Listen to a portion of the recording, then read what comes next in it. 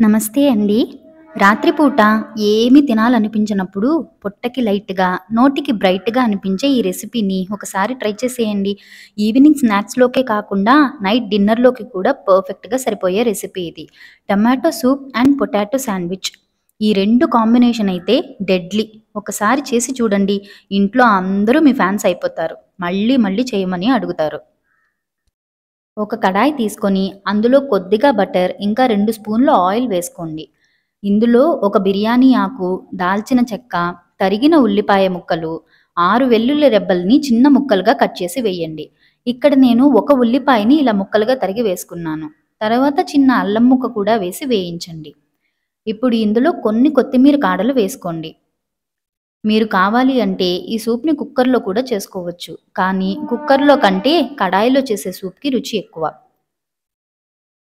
ఇది వేగి కొద్దిగా రంగు మారిన తర్వాత ఇందులో సగం బీట్రూట్‌ని, పావు క్యారెట్‌ని ఇలా ముక్కలుగా తరిగి వేసుకోండి. ఇది కార్న్ ఫ్లోర్‌కి హెల్తీ ఆప్షన్.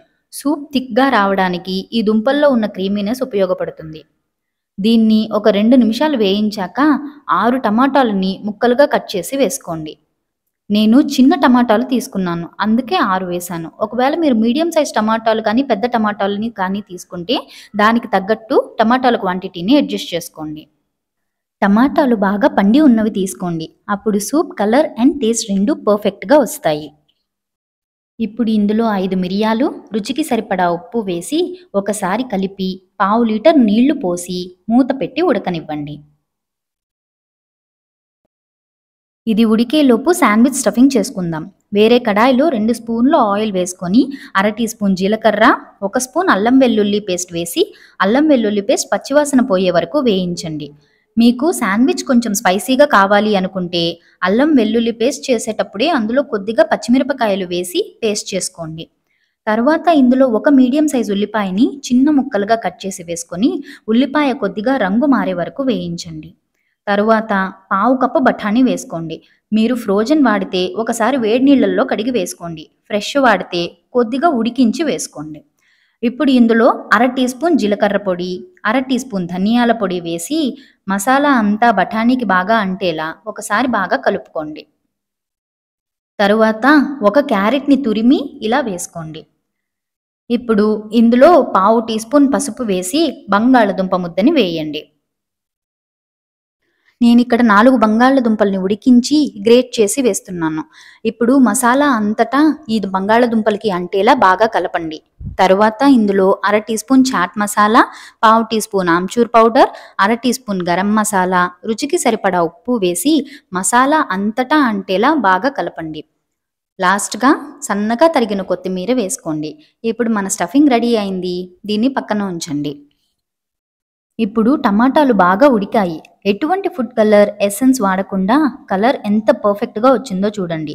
బాగా పండిన టమాటాలు, ఇంకా బీట్రూట్ కూడా యాడ్ చేసాం కదా!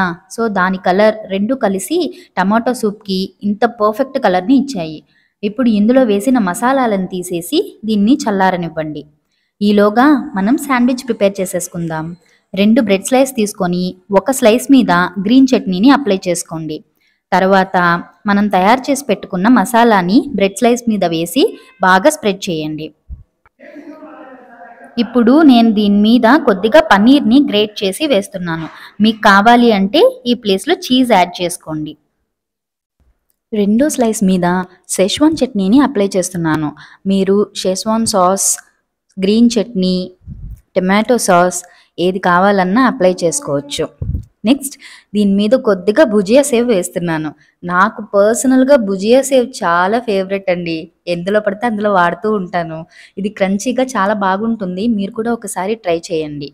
నెక్స్ట్ టాప్ క్లోజ్ చేసి పైన కొద్దిగా బటర్ అప్లై చేసి బటర్ ఉన్న వైపు పెనం మీద పెట్టి స్టవ్ మీద కాలుస్తున్నాను. పెనం ఫస్ట్ హై ఫ్లేమ్‌లో పెట్టి బాగా కాలిన తర్వాత ఇది శాండ్విచ్ కాల్చేటప్పుడు లో ఫ్లేమ్‌లో పెట్టి నెమ్మదిగా కాల్చుకోండి. తర్వాత రెండో పక్క కూడా బటర్ అప్లై చేసి స్విచ్ చేసి కాల్చుకోండి. చూడండి, లో ఫ్లేమ్‌లో కుక్ చేస్తే ఇలాగే చాలా పర్ఫెక్ట్‌గా కుక్ అవుతుంది. టోస్టర్‌తో అవసరం ఉండదండి. పెనం మీద మనం పర్ఫెక్ట్‌గా శాండ్విచ్ రెడీ చేసుకోవచ్చు. ఇప్పుడు మన శాండ్విచ్ రెడీ అయిపోయింది. దీన్ని కట్ చేసి ఎలా ఉందో చూద్దాం. నాకు పర్సనల్‌గా ఈ శాండ్విచ్ చాలా ఇష్టం. ఒకసారి ట్రై చేయండి. అందరూ వేళ్ళు నాకాల్సిందే. ముఖ్యంగా చిన్న పిల్లలు చాలా ఇష్టంగా తింటారు. చూడండి, పైన క్రిస్పీగా, లోపల మసాలా అంతా బాగా స్ప్రెడ్ అయ్యి ఎంత పర్ఫెక్ట్‌గా ఉందో. ఒక్కసారి ట్రై చేసి చూడండి. ఇప్పుడు మన టమాటో బాగా చల్లారిపోయింది. దీన్ని మనం బ్లెండర్‌లో వేసి బ్లెండ్ చేసుకుందాం.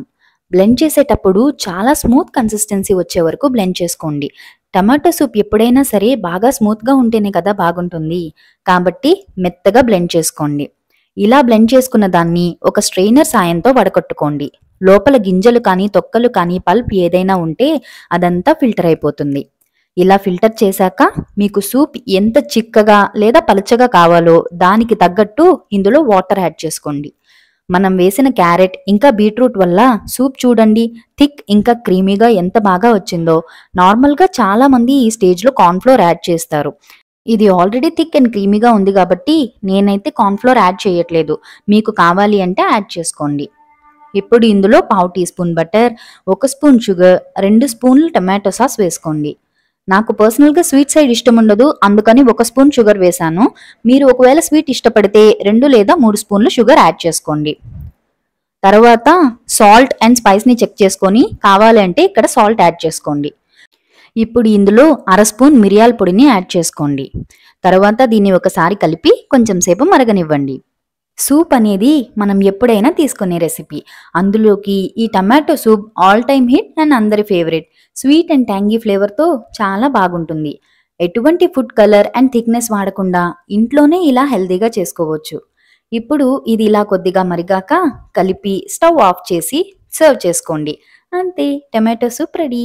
నన్ను నమ్మి ఒకసారి ఈ కాంబినేషన్ ట్రై చేయండి. అందరూ మీకు ఫిదా అయిపోతారు. అంత బాగుంటుంది. మరి ఈ వీడియో కనుక మీకు నచ్చితే తప్పకుండా లైక్ చేయండి, షేర్ చేయండి. అలాగే వీగన్ వంటలు ఛానల్ని సబ్స్క్రైబ్ చేసుకొని నన్ను సపోర్ట్ చేయండి ప్లీజ్.